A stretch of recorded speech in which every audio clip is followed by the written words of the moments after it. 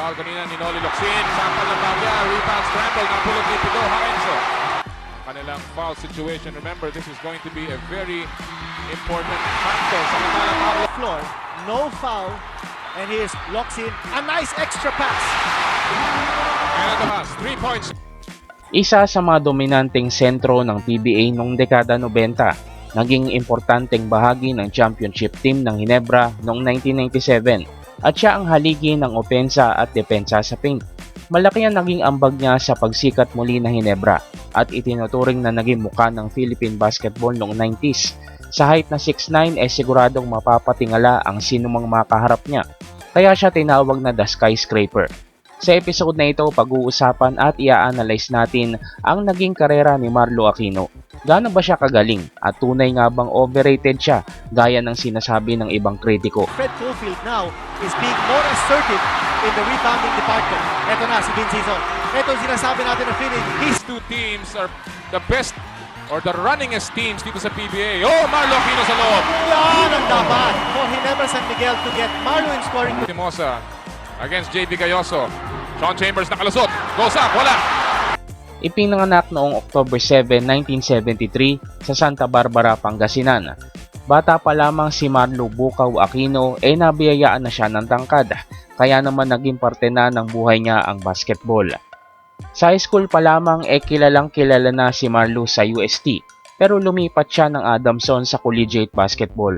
Nakasama niya doon sina Kenneth Duremdes at ang kalahati ng kanyang magiging tandem sa Twin Towers ng Ginebra na si EJ File. Naglaro din si Marlo ng amateur basketball sa PBL sa koponan ng Auto Shoes, Nikon at Stag Pale Pilseners. Sa 5 seasons na nilaruan ni Marlo Aquino sa PBL, 4 na beses siyang naging MVP. Sa amateur level pa lang kilala na itong si Marlo bilang defensive at offensive threat sa paint. May matinding presensya sa loob, may mid-range jumper, rebounding, napakahusay sa block shots. Pinapauso niya na dito ang kanyang world-famous kilikili shot. Naging suki na din siya sa mga RP Youth National Team na lumalaban sa iba't ibang torneo sa labas ng bansa. Who did a good 13, and Marlo Aquino checking back in for Alvin Patrimonio, who now has Good presence of mind. Japan. It's Marlo Aquino checking in for Dong Polistico, who did a good 13-9, time remaining 14:34. Marlo Aquino, good turnaround. nice pivot move by Marlo. Game. Almost didn't recognize him. Aquino, oh what a big challenge. A major challenge. Marlo Aquino challenge. Alan Kaidek lets it fly. It won't go. Marlo Aquino beating the two Japanese rebounders. And Yamasaki says, oh, but he gets blocked. Blocked again and picked up by Yato Agustin. What defense the Philippines is. Alan Kaidek fakes left, goes right. Inside we go to Marlo Aquino. A foul on Abe. And we were talking about the inside score. Against it, Woking Long. 3-point shot. China using the board. Marlo Aquino fighting there. And look at Johnny come out of nowhere again. Hey, look at Hector Calma. Oh, just missed. But a nice cut-in play by Calma. That's what you need. We need to be able to get the cutters going, moving straight to the hoop. Kaya naman noong nabalitaan nila noong 1994 na magpapadraft na sa PBA si Aquino, nagkakandara pa ang mga professional teams. Pero naudlot ang pagpasok niya sa PBA dahil na rin sa kanyang eligibility issues o ang academic status niya sa Adamson University. Nagpaliban siya ng 2 taon at nagpatuloy ng laro sa PBL kung saan naman nakapag-Grand Slam sila sa Stag hanggang 1996. At noong 1996 PBA draft, nangyari na ang iniintay ng lahat, lalo na ang pipili ng first pick sa draft na iyon na Ginebra. Sa kanyang rookie season, lumika agad ng immediate impact itong si Marlo sa Ginebra. Natapatan niya ang laki ng expectation sa kanya. Sa kanyang rookie season, nag-average si Marlo ng 18 points, 9 rebounds, 1.8 assists at 2.7 blocks per game. At dahil sa ganda ng nilalaro niya, nakuha ni Marlo ang Rookie of the Year Award ng 1996. Ito lang muli ang pagkakataon na nakuha ng Ginebra ang Rookie of the Year Award mula nang napanalunan ito ni Dondon Ampalayo noong 1986. Malaki ang expectations ng fans ng Ginebra sa team dahil sunod-sunod na top picks ang nakuha nila mula sa tatlong magkakasunod na taon. 1994 nakuha nila bilang first pick ang power forward na si Noli Locsin. 1995 naman nakuha nila ang higanting si EJ File bilang second pick at 1996 naman syempre si Marlu. Sa buong 1996 season, naging 4th place sila sa All-Filipino at Commissioner's Cup na may 12-12 record. Sa Governor's Cup naman nakaabot sila ng finals, pero tinalo sila ng Grand Slam winner na Alaska Milkmen. Kaya natapos nila ang komperensya bilang second placer. Gayunpaman napatunayan na ni Marlu at ng Ginebra na meron na silang ibubuga sa mga susunod pang komperensya. Nakuha ni Marlu ang Best Player of the Conference ng 1996, naging All-Star, napapasok sa All-Defensive Team at ang una niyang mythical first team selection at tinanghal na Defensive Player of the Year ng taon na iyon. At tayo naman, entering the finals, we beat Korea. Marlo Aquino, yes, stretching for the finger roll, and the Philippines on top by 2-4. The height to be able to move inside and power. Nearly 5 minutes gone by. Dito po sa championship game ng Jones Cup. Marlo Aquino on the post once again. And it will be very difficult for the Chinese to stop Marlo pag nandun siya sa pwesto niyo.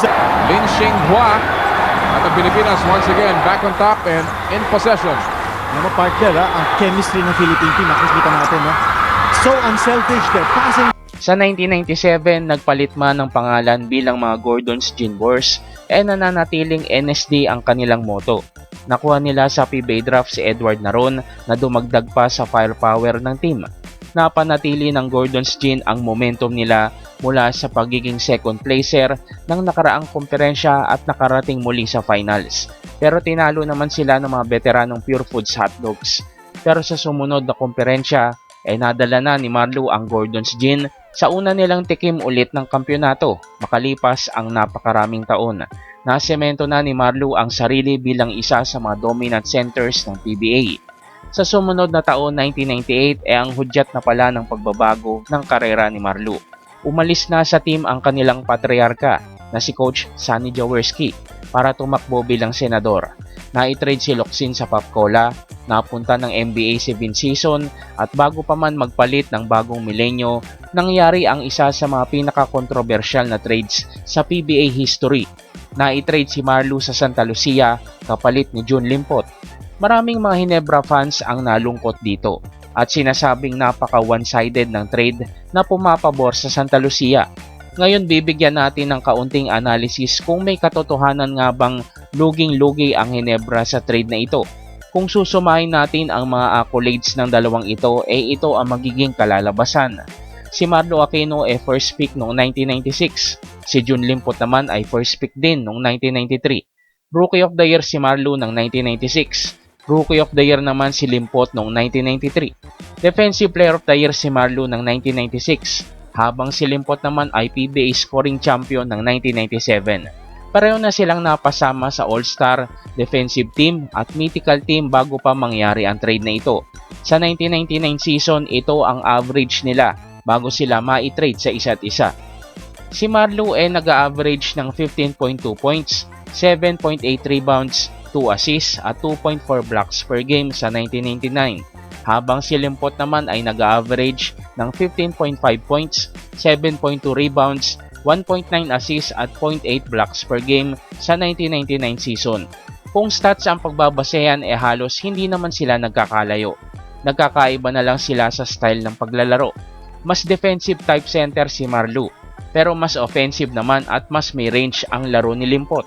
Sa pagpasok daw kasi ng bagong dekada, nagbabagong bihis ang Ginebra na mas ginustong maging highly offensive at mas mabilis ang lineup. Nasa kanila na rin kasi sina Alan Caidic at Berhel Meneses. Matagal daw pinag-iisipan ni Marlo ang sitwasyon. Ayon sa mga balita, ino-offeran daw siya ng Santa Lucia ng 30 million pesos sa 5 taong kontrata. May mga alegasyon din daw na humihingi ng mas mataas na kontrata si Marlo sa Ginebra para manatili sa team at sa mga panahon daw na ito mas iniisip na ni Marlo ang laki ng kita kesa loyalty. Pero ito ay mga pawang alegasyon lamang. Sa pagdating ni Marlo sa Santa Lucia, binuo nila ni Dennis Espino ang pinakamalakas na frontcourt sa PBA kung depensa ang pag-uusapan. pareho silang nanalong Defensive Player of the Year sa mga kanilang karera. At hindi nga nabigo ang fans ng Real Tours nang nagkampiyon sila ng 2 beses noong 2001 at 2007-2008 season. Habang ang pinalit naman sa kanya sa Ginebra na si June Limpot ay hindi kailanman nakapagkampiyon habang siya ay nasa Ginebra. Sa pag-usad pa ng mga taon niya sa PBA, nakakaipon na rin siya ng mga samot-saring injuries. Ito ang dahilan ng pagbaba ng kanyang mga numero. Noong 2010, na-disband ng Santa Lucia dahil sa problema ng pananalapi at nabili naman ang team ng Meralco. Ito na rin ang hudyat ni Marlo na magretiro na sa PBA. Sa 15 taon niya sa PBA nakapagtala siya ng 3 kampyonato, Defensive Player of the Year ng 1996, Best Player of the Conference ng 1996, Finals MVP ng 1997, Rookie of the Year ng 1996, 6 na beses na All-Star Selections, 4 na All-Defensive Team, 4 na beses na Mythical Team Selections at pasok sa 40 Greatest PBA Players of All Time. Ang career average niya ay 13 points, 6.4 rebounds, 1.8 assists at 1.9 blocks per game. Pasok si Marlo sa 40 PBA top scorers of all time na may total career points na 7,802. Pero sa pag-alis niya sa PBA, hindi pa siya tumigil ng kakalaro. Aminadong sumasali pa rin siya sa mga local tourneys sa kanilang lugar. At noong 2017, nagbabalik siya sa commercial tournaments sa MPBL sa koponan ng Bulacan Cuyas. At noong 2018 naman naging bahagi siya ng Bacoor City Strikers ng Cavite. Ngayon aktibo pa rin siya sa basketball bilang coach o team consultant. Pag-amin ni Marlo, hinahanap-hanap daw ng kanyang katawan ang paglalaro ng basketball. Hanggat makakaya niya patuloy pa rin siya sa paglalaro. Sa ngayon naibala rin si Marlo sa mga negosyo. Isa sa mga pangunahin niyang negosyo ay ang taxi services sa Pasig area, na patuloy daw na lumalaki at lumarami ang kanyang mga units. That we are seeing, hindi po ito yung Mobile hindi na nakita natin binugbog ng Ginebra noong nakaraang linggo. And Baldabit. Ikaw talaga siya kung sino makakalaban ng Tanway. Nakita niya na kanina yun, yung Alaska. So siguro, pag-uusap na sila agad yan. At dito, maganda ang ginawa ng Ginebra. Nakatalikod si Marlo Aquino, mabuti na lang in time na lumingon siya at nahabol pa niyang istorbohin yung tira. Coach, meron kaming chat because we came in early. Nakakasama ko si Ryan. Pinag-uusapan namin yung depensa talaga namin na magpapalalo dito. Hindi si Asi, hindi si Jeff. Ngayon bibigyan natin ng analysis ang kalakasan at kahinaan ng laro ni Marlo. At kung tunay nga bang overrated si Aquino gaya ng mga sinasabi ng kanyang mga kritiko. Sa pagpasok pa lang ni Marlo bilang rookie, ramdam agad ang kanyang impact sa Ginebra. May mga spekulasyon kasi na malakas lang siya sa amateur basketball nung nasa PBL, pero pinatunayan niya na hindi ito ang kaso. Standing at 6'9", 240 pounds. Sinasabi ng mga analyst na si Marlo daw ang unang 6'9" na may skills. Hindi siya malamya kumilos na gaya ng mga ibang sentro na nabiyayaan ng height. Nagagamit niyang mabuti ang kanyang haba at ang mga anggulo, lalo na kapag nasa ilalim na ng basket. Ang patunay dito ang kanyang kilikili shot na halos hindi mo masusupalpal. Pero ginagamit niya lang ang kilikili shot na ito kapag ang kalaban ay halos kasing laki niya o mas malaki sa kanya. Sa anggulo kasing ito mahirap mahabol ang tira. At kung pipilitin ng kalaban magre-resulta lamang ng foul. Sanay si Marlo na kumalaban sa mas malalaki sa kanya. Naging suki na siya ng mga national team bago pa man siya maglaro sa PBA. At noong nasa PBA na siya naging parte pa din siya ng national team. Tumulong siya sa depensa. No? Ito naman, sablay lamang yung dakdak. So he was able to score unmolested. Alam natin ito si Wang, is 6'7", 27 years old. Ito naman si Marlo. Ito ang inyo, Skies. Panoorin natin ulit ito. This slow-mo brought to you by McDonald's and this slam dunk brought to you by Marlo Aquino. Basketball sa ilalim ni Tim Cone. Durambes na sa labas. Marlo Aquino inside, gets away again and Yes! difficult. On the reverse. Yes, reverse. Tinago din nila yung dalawang star nila sa World Championship sa Athens. Problema na nila. Problema nila yun. Samantala si Marlo Aquino, keyhole jumper, patay na naman. And Marlo Aquino having a field day here. Up and down pace. Bakong napag-aralan ng Chinese type yung defense, yung play na yun. Another offensive rebound. Marlo Aquino, wala. They pick and they do it again. Here's Wang. Laban kay Patrimonio. Inaatrasan si Alvin. Wang inside. Nilabas kay Cheng. There's the defense of Durandes. Cheng gets inside. Wala yung They're looking for the Jones Cup today. Abarientos. Pinigay kay Marlo. Ang ganda ng pass. Ang isa pang kalakasan ni Marlo ay ang kanyang balanse. Sa laki at bigat ni Marlo at madalas ng pakikipagbalyahan sa shaded area, nakakamangha na kaya niya pa ring maipasok ang mga alanganing tira. Mahusay din siyang gumamit ng mga up and under moves, sasamahan pa ng pivot. May mga analisa nagsasabi na maganda ang footwork ni Marlo. Hindi mabigat ang paa at meron talagang galawan sa ilalim. Bukod sa husay sa rebounding, mas nakilala si Marlo sa kanyang shot blocking. Pasok siya sa top 10 blocks leader ng PBA. Nakapagtala siya ng 1,131 total career blocks at may average na 1.8 blocks per game. Mahusay ang timing ni Marlo kapag sumusupalpal. Sinamahan pa ng pagbasa ng anggulo kung paano ititira ng kalaban ang bola. Bukod sa kanyang scoring skills sa ilalim, meron ding maaasahang mid-range jumper itong si Marlo. Ginagawa niya ito mula pa nung college at nung naglalaro siya sa PBL. Meron siyang soft touch na bibira sa isang big man na gaya niya.